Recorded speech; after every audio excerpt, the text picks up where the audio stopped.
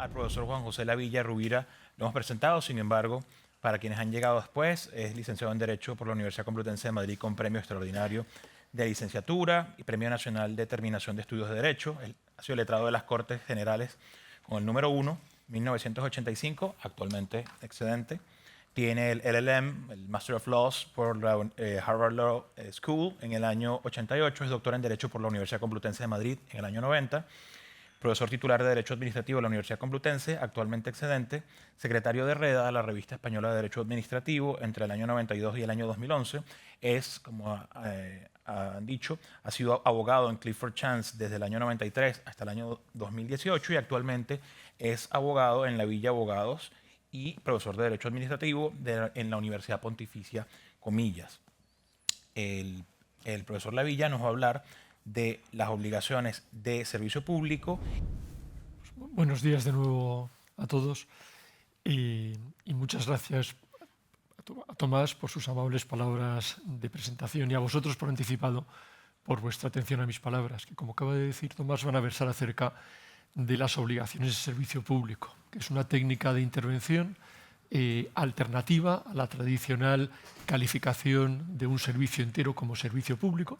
El presupuesto de la existencia de estas obligaciones de servicio público es que se produce la despublicatio del sector. Típicamente se sustituye la calificación como servicio público por la de servicio de interés económico general y en ese marco se imponen a los operadores económicos estas obligaciones de servicio público, las OSP. Voy a aludir primero al contexto en el cual nace esta figura, luego al concepto técnico de obligación de servicio público, dando cuenta de algunos pronunciamientos relativamente recientes del Tribunal de Justicia de la Unión Europea que han arrojado luz sobre algunos de sus contornos. En tercer lugar, la cuestión de los límites que se imponen a los Estados miembros, en este caso al Reino de España, en sus diversas articulaciones territoriales para imponer a los operadores de un sector económico estas OSP. Y por último, la cuestión de la financiación de las obligaciones de servicio público. ¿Quién soporta el coste económico que entraña su cumplimiento? Concluiré con unas breves consideraciones finales. Comenzando por el contexto.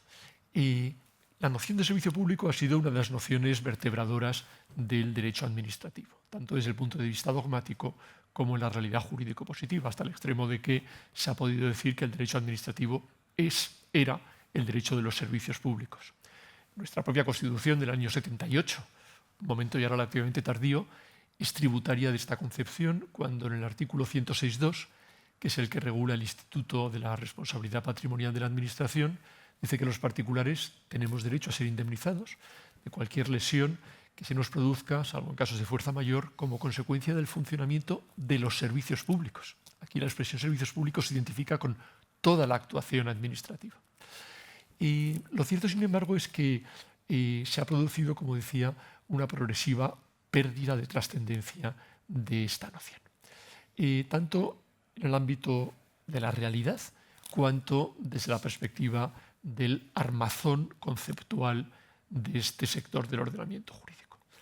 Por lo que atañe a la primera perspectiva, se ha asistido en muchas ocasiones por impulso del derecho de la Unión Europea a un proceso muy relevante de liberalización de amplios sectores de la actividad económica, en los cuales en España se produjo esto sobre todo a partir del primer gobierno Aznar, estamos hablando de la legislatura 1996-2000, en sectores en los cuales se ha producido la despublicatio, es decir, el abandono formal de la calificación del servicio como servicio público y su sustitución en muchas ocasiones por la calificación como servicio de interés económico general.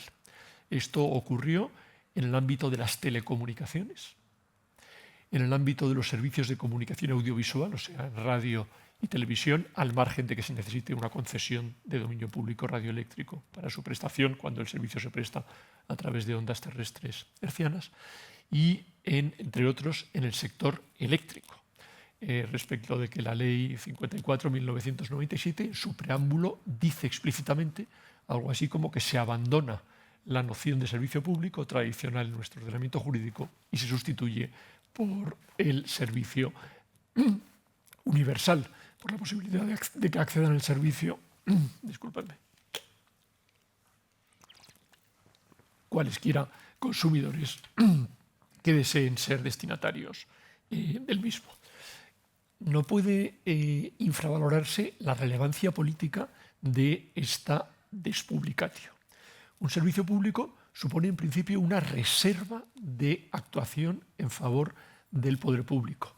Y típicamente los operadores, aunque no exclusivamente, los operadores que operan en ámbitos calificados como servicio público lo hacen al amparo de títulos concesionales. Mencionaba el profesor Enviz los títulos concesionales de dominio público, las concesiones demaniales, pero en este caso sería al amparo de las tradicionales concesiones de servicio público, que entrañan un grado de intervención pública enormemente relevante. Está, de una parte, la discrecionalidad en el establecimiento mismo del sistema concesional, del que se hacía eco el profesor Enviz. Está la necesaria limitación en el tiempo de los títulos concesionales y está la reversión a la que también se aludía en la intervención precedente, de forma que característicamente cuando se extingue la concesión, el concesionario pierde la propiedad de los activos que él mismo ha construido y financiado durante la explotación del servicio, y esa propiedad pasa gratuitamente, si es que se produce la extinción por el transcurso del plazo, a la administración pública concedente. Todo esto desaparece cuando tiene lugar la despublicatio de la actividad y se pasa a operar al amparo de títulos típicamente de naturaleza autorizatoria, de perfiles sustancialmente arreglados, como se apuntaba, típicamente de duración indefinida en el tiempo y a cuya extinción la empresa privada autorizada mantiene la titularidad dominical de los activos, no revierten estos a la administración pública. De modo que en la práctica se ha asistido a un masivo proceso liberalizador, lo cual ha supuesto una pérdida de peso de la noción de servicio público. Y luego, por otra parte, desde el punto de vista puramente conceptual, en casi todos los sectores de intervención tiene un peso enorme en la actualidad el derecho europeo, como es notorio. Y ocurre que en el derecho europeo confluyen tradiciones jurídicas muy diversas. Y hay tradiciones, la francesa, la italiana, la española, entre otras, en donde el concepto de servicio público tenía una condición nuclear en la intervención pública. Pero hay ordenamientos, los de corte anglosajón, los de corte báltico, nórdico, en donde esa noción tenía y tiene un peso sustancialmente inferior. Entonces, el derecho europeo, tratando de conciliar tradiciones jurídicas sustancialmente contrapuestas, no diré que ha prescindido enteramente del concepto de servicio público, porque no sería una afirmación ajustada a la realidad, pero sí es verdad que ha dejado de tener el peso que tiene en nuestro ordenamiento jurídico. Y se sustituye en gran medida por este otro concepto al que he aludido en varias ocasiones, que es el de servicios de interés general. Paradigmática de esta pérdida de peso del concepto de servicio público es la circunstancia de que la vigente ley de contratos del sector público, la Ley 9/2017, ha hecho desaparecer entre los contratos administrativos típicos o nominados el clásico, que procedía del siglo XIX, contrato de gestión de servicios públicos. Ya no existe, sencillamente. Ahora están, por exigencia del derecho de la Unión, de la Directiva 2014/23 UE de concesiones, ahora están las concesiones ya no de servicio público, de servicios, supuestos en los cuales el concesionario puede prestar servicios públicos o no públicos, aunque es verdad que la Ley de Contratos tiene un artículo, el 312, en el cual no se alude nominalmente a las concesiones de servicios públicos, sino a las concesiones de servicios que entrañan prestaciones directas en favor de la ciudadanía, que son el heredero de las antiguas concesiones de servicio público. Vivimos en un momento de transición. Yo siempre cito como ejemplo la vigente Ley General de Telecomunicaciones, la Ley 11/2022, que, fijaos, se parte de la despublicatio del sector. Es un servicio de interés general, como dice su artículo 2, no es ya un servicio público. Pero se mantienen ciertos servicios como públicos, los del artículo 4, los ligados a la seguridad pública, defensa nacional y protección civil, de una parte. Y de otra parte, se imponen a los operadores privados las denominadas obligaciones de servicio público. El Servicio Universal de Telecomunicaciones, que en la actualidad se impone a Telefónica de España y que incluye ahora, por ejemplo, que todos tenemos derecho a acceder a Internet a través de un terminal fijo a una cierta velocidad ascendente y descendente, y se imponen luego obligaciones de servicio público distintas del servicio universal. Bueno, pues en este contexto de progresiva pérdida de relevancia de la noción de servicio público es donde nacen las obligaciones de servicio público, las OSP. Porque claro, antes, si toda la actividad del operador privado se calificaba como gestión indirecta de un servicio público, todo era servicio público. No era posible individualizar determinadas obligaciones, determinadas actividades como servicio público. Ahora, en cambio, el presupuesto del desarrollo de esta noción OSP es que no todo es ya servicio público. Más bien, todos son servicios de interés general. Y en ese contexto sí es posible individualizar determinadas actuaciones que se imponen como obligatorias al operador como obligaciones de servicio público. El concepto de servicio de interés general y en particular servicio de interés económico general nace del derecho de la Unión. Es un concepto, yo me atrevo a calificarlo así, como muy etéreo, en el sentido de que tiene un contenido jurídico positivo muy, muy corto. El Tratado de Funcionamiento de la Unión alude a estos servicios de interés general y en particular servicios de interés económico general, que son los que se prestan a cambio de contraprestación. Los demás, los servicios no económicos de interés general, son administración de justicia, el servicio de seguridad pública que prestan las fuerzas y cuerpos de seguridad, el servicio de seguridad nacional que prestan las Fuerzas Armadas, etc. Cuando hay contraprestación son servicios de interés económico general, los SIEG.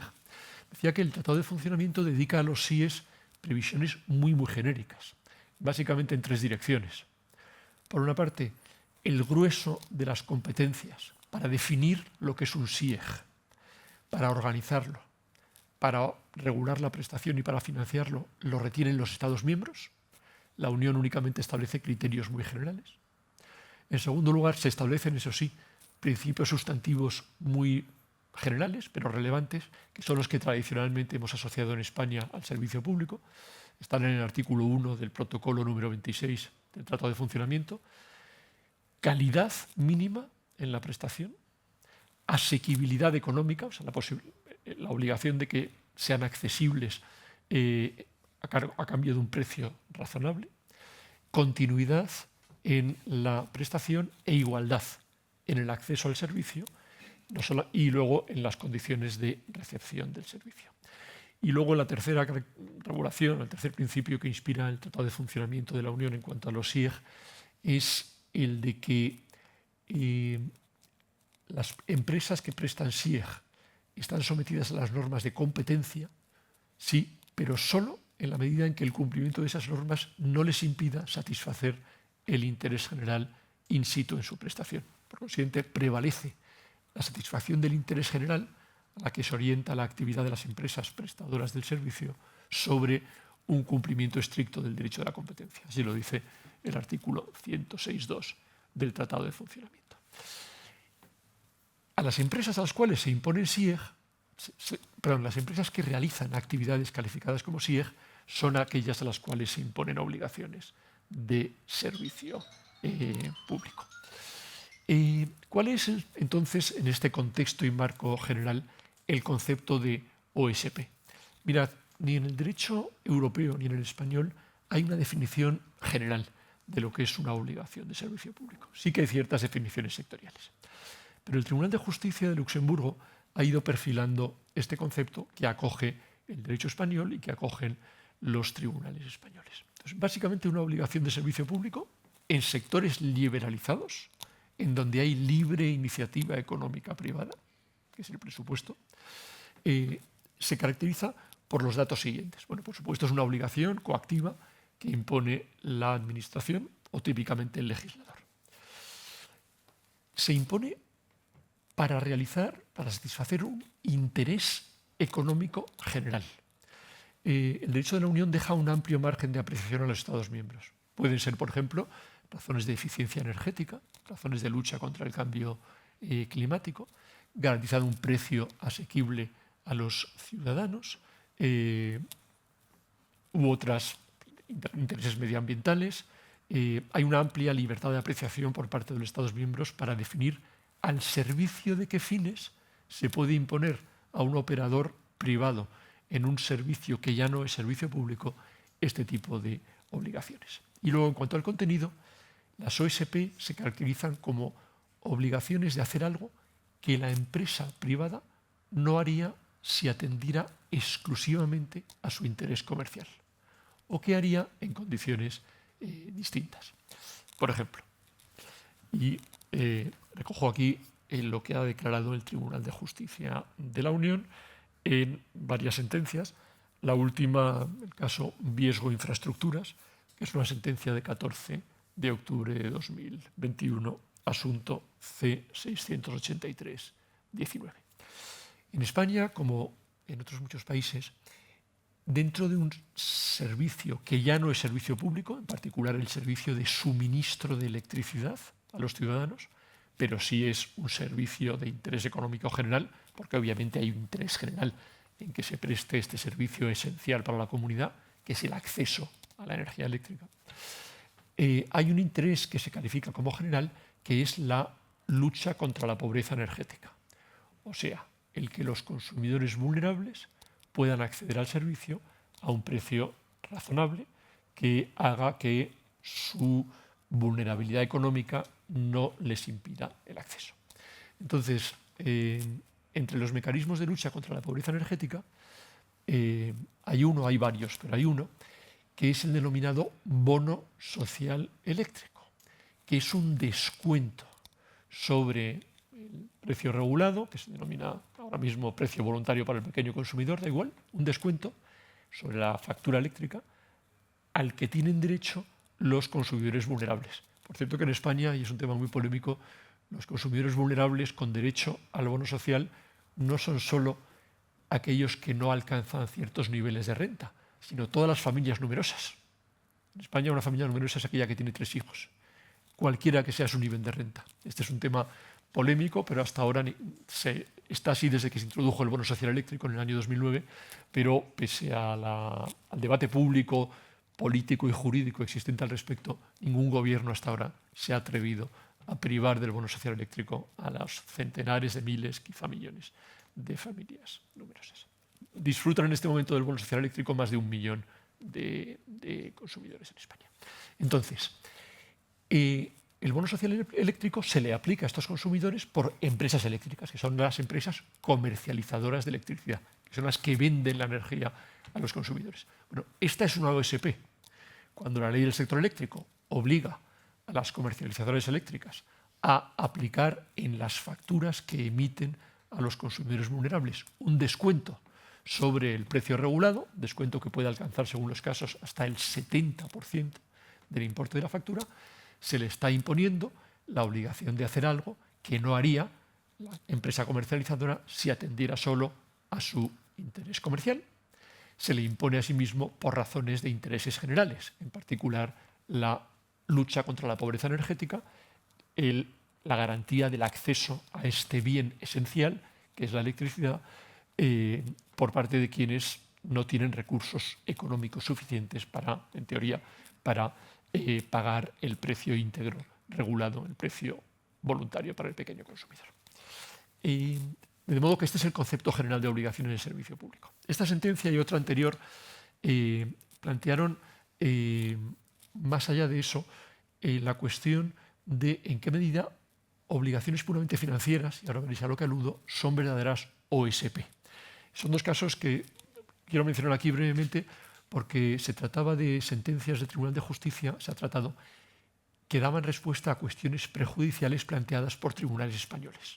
Ambas en el sector eléctrico, ambas de enorme trascendencia económica, como es casi todo lo que hay en este sector. Se ha aludido antes a los aprovechamientos hidroeléctricos, pero también ocurre, aparte del sector de la generación, en los sectores de distribución, transporte y comercialización, y que ocasionaron una notable controversia jurídica en España. Veréis, la primera sentencia, Engie Cartagena, es una sentencia de 19 de febrero de 2019, respondió a una cuestión prejudicial planteada por la Audiencia Nacional Española. El caso era el siguiente. Un Real Decreto Ley español impuso a las empresas en este caso eran productoras de electricidad, 11 empresas nominalmente identificadas, era el Real Decreto Ley 14 de 2010, la obligación de realizar pagos a fondo perdido por importes muy relevantes a un fondo, el Fondo Nacional de Eficiencia Energética, que gestiona una entidad pública, el IDAE, el Instituto para la Diversificación y Ahorro de la Energía, para que esta empresa a su vez aplicara esos ingresos a la realización de actuaciones de promoción de la eficiencia energética.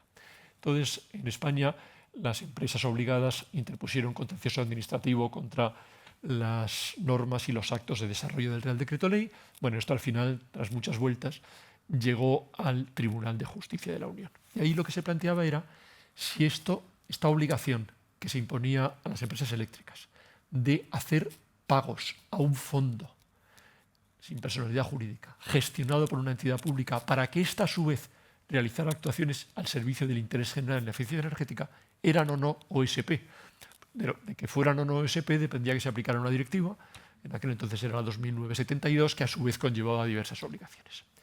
Y el Tribunal de Justicia dijo que no, y añadió un elemento capital al concepto de OSP. Dice que no, ¿por qué? Porque esa obligación no se impone al operador privado en relación directa con la actividad de realización del servicio, con la actividad de prestación del servicio, sino que se realiza al margen. Es simplemente obligación de hacer un pago a un fondo que gestiona la entidad pública. Es algo parecido a un tributo, pero no es algo que se realice directamente en su condición de prestadora del servicio. No es como lo que he dicho antes. No es un descuento a un consumidor vulnerable. Eso sí que afecta al servicio. Es la factura que tú cobras por prestar el servicio. Se concluyó que no era una OSP. Esto supone, por consiguiente, que toda la protección, ahora vemos los límites que se imponen a la imposición de OSPs, toda la protección asociada por el derecho europeo a la imposición de OSPs no es aplicable cuando el legislador impone la obligación de realizar un pago a una empresa en un sector regulado cuando ese pago no va ligado directamente a su actividad. Es consecuencia de su actividad, pero es una obligación financiera parafiscal, en realidad paratributaria. La otra sentencia, una vez más, Visgo Infraestructuras, iba más lejos, fijaos. Os he dicho antes que esa sentencia dijo que era una OSP la obligación de los comercializadores de hacer un descuento a los consumidores vulnerables. Esto es indudable. Lo que decía la legislación eléctrica española era que, a su vez, los comercializadores se quedaban indemnes patrimonialmente, recuperaban el descuento. Pero ¿quién pagaba a su vez ese descuento? Pues lo pagaban empresas del sector eléctrico, a fondo perdido. De modo que mes a mes los comercializadores que descuentan el bono social comunican a la administración el importe descontado y mes a mes ese importe se les reembolsa con cargo a fondos que han tenido que poner ciertas empresas eléctricas en función de criterios diversos. Se planteaba entonces el tema de si esta segunda obligación, la obligación de empresas del sector de pagar a las comercializadoras el importe de la obligación de servicio público cumplida por estas al hacer el descuento a los consumidores vulnerables, era o no una OSP. Aquí estaba en juego todo el tema de quién financia las OSP. Y el Tribunal de Justicia dijo que sí, entendiendo que son indisociables la obligación de aplicar el bono social y la obligación de financiarlo, porque la mayor parte de estas obligaciones, una y otra, las cumplen los grupos verticalmente integrados, que están a la vez en la comercialización y en los demás subsectores, en las demás actividades del sector eléctrico. De lo cual resulta que en realidad, y esta es la novedad jurídica, el destinatario último de la OSP son los grupos verticalmente integrados, grupos de sociedades. El derecho europeo, como sabéis, es muy antiformalista, prescinde muchas veces del dato formal de la personalidad jurídica, atiende a la realidad económica subyacente. Delimitado así el concepto de OSP, paso ya muy brevemente a las dos últimas cuestiones. Los límites que se imponen a los poderes públicos en la imposición de las OSP y quién los financia. En cuanto a los límites. Bueno, el primero es el de la proporcionalidad.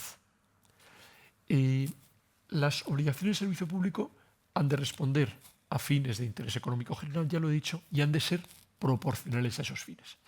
Aquí en España seguimos el modelo alemán para valorar el cumplimiento, ¿no?, del principio de proporcionalidad, modelo muy extendido, y hay que valorar sucesivamente si son idóneas las medidas, o sea, si esa obligación es adecuada para satisfacer el interés económico general.